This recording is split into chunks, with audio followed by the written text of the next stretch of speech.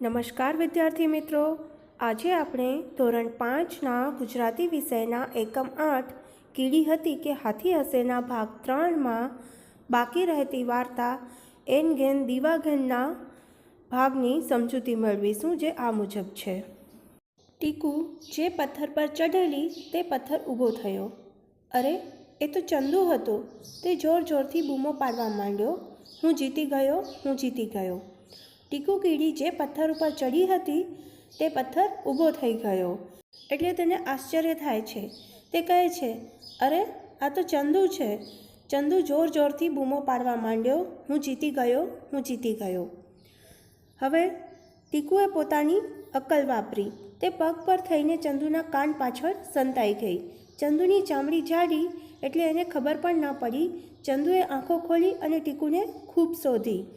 આ ઝાડની ઉપર જોયું, નીચે જોયું, ડાળીઓમાં જોયું, પાંદડાઓમાં જોયું, આંખો ઝીણી કરીને જોયું અને એ કહેવા લાગ્યો, ટીકુડી, તું દેખાતી કેમ નથી?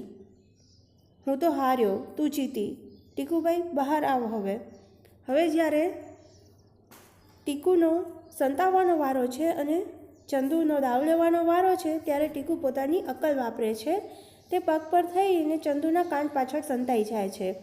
ને ચંદુ હાથી છે એટલે એની ચામડી તો જાડી હોય, તેથી એને ખબર પણ પડતી નથી. ચંદુ જ્યારે આંખો ખોલે છે ત્યારે ટીકુને ખૂબ શોધે છે. તે બધી જ જગ્યાએ જુએ છે, ઝાડની ઉપર જોએ છે, નીચે જોએ છે, ડાળીઓમાં જોએ છે, પાંદડાઓમાં જુએ છે, આંખો ઝીણી કરીને પણ જુએ છે અને એ કહે છે કે ટીકુડી, તું દેખાતી કેમ નથી? હું તો હાર્યો, તું જીતી ગઈ.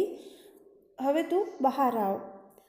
એટલે કીડી કહે છે, હું જીતી ગઈ, હું જીતી ગઈ. આ રહી હું તારા કાનની પાછળ.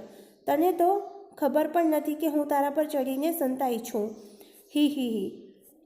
હવે કીડી છે એ ચંદુને કહે છે કે હું જીતી ગઈ, હું જીતી ગઈ. હું અહીંયા છું, તારા કાનની પાછળ છુપાઈ છું અને તને તો ખબર પણ નથી કે હું તારા પર ચડીને સંતાઈ ગઈ છું.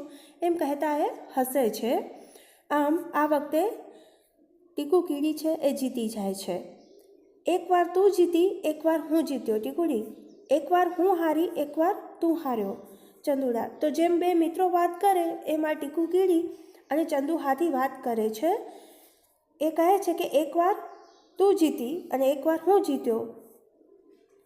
અને કીડી પણ એમ જ કહે છે કે એકવાર હું હારી અને એકવાર તું હાર્યો. આમ નાના છોકરાઓ જેમ રમત રમે એવી જ રમતની વાત આપણને ટીકુ કીડી અને ચંદુ હાથીના પાત્ર દ્વારા દર્શાવવામાં આવી છે, બતાવવામાં આવી છે. હાથી કહે, એ તો ઠીક છે, પણ ઝાડ રમ્યા હોત તો હું જ જીતી જાત. જે સૌથી મોટું ઝાડ પાડી આપે તે જીતે. હા હા હા. પછી ચંદુ હાથી છે એ કહે છે કે એકવાર તું જીતી અને એકવાર હું જીત્યો, એવી જ રીતે એકવાર આપણે બંને હારી ગયા એ વાત તો ઠીક છે, પણ જો આપણે ઝાડ રમ્યા હોત તો હું જ જીતી જાત. જે સૌથી મોટું ઝાડ પાડી આપે તે જીતે. એમ કરતાં એ હા હા હા કરીને હસે છે. તો કીડી કહે, હી હી હી. એમ તો આપણે દર રમ્યા હોત તો હું પણ જીતી જાત. જે નાનામાં નાના દરમાં ઘૂસી શકે એ જીતે. પાછો એ હસે છે હી હી કરતા.